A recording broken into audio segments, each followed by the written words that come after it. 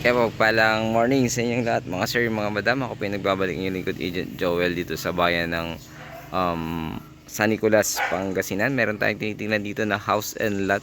So meron siyang 1,150 square meter. At ito po ay tax declaration. Ito po yung property, yan, napakaluwang. Meron siyang dalawang chiko dito sa harap, isang langka. Napakaluwang ng space dito sa harap, pwede kang mag business. Ayan o, makikita nyo, ayan. So meron po siyang napakaluwang na frontage at maluwang na space. Ayan, so napakaluwang ng space. Sa likod naman meron itong apat na mangga. Tingnan natin. So yung susi, habang inaantay natin yung susi, video ko lang dito sa likod. Ito po yung kanyang space dito sa side, napakaluwang pa. Halos 1, 2, 3 meters mahigit yung luwang pa niya. Tapos dito sa likod, yan, sobrang luwang. May dalawang CR. Kailangan lang ding i-renovate. So parang parang pre na kasi yung bahay sa presyo ng ating seller, sabi niya sa akin. Kasi dito kasi 3,500 ang per square meter, pero ngayon ay anong sinasabi lang niya is 3 million na lang.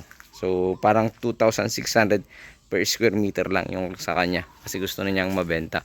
So ayan yung kanyang napakaluwang. May manggang apat, isang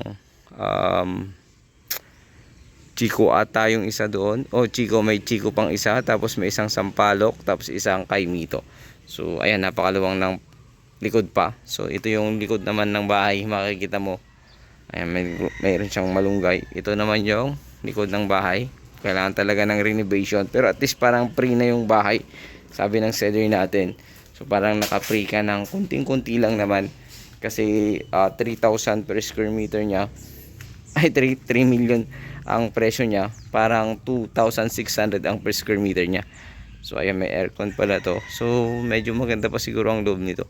Kasi sa ngayon po ay inuupahan po ito ng ating mga nakatira rito. So parang church po ata, ginagawang church. So wala po sila ngayon, so inaantay natin yung susi. Ayan. So napakaluwang din ng space dito sa likod. Napakaluwang din. Ayan, so nandyan na yata sila. Tingnan natin para mapasok natin yung susi. Ayan. So andyan na si sir. Ilang kwarto ito, kuya? Tatlo. Dalawa. Tingnan natin.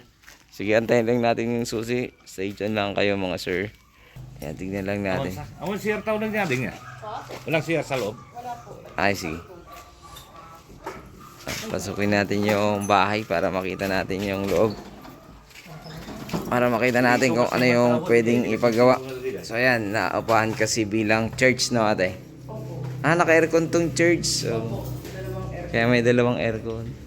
Pero hindi kasali ang mga gamit, bahay lang. Tingnan ka lang tong loob. So ilan ang kwarto nito ate? Dalawa? Dalawa. Dito sa taas. Naka-elevate na.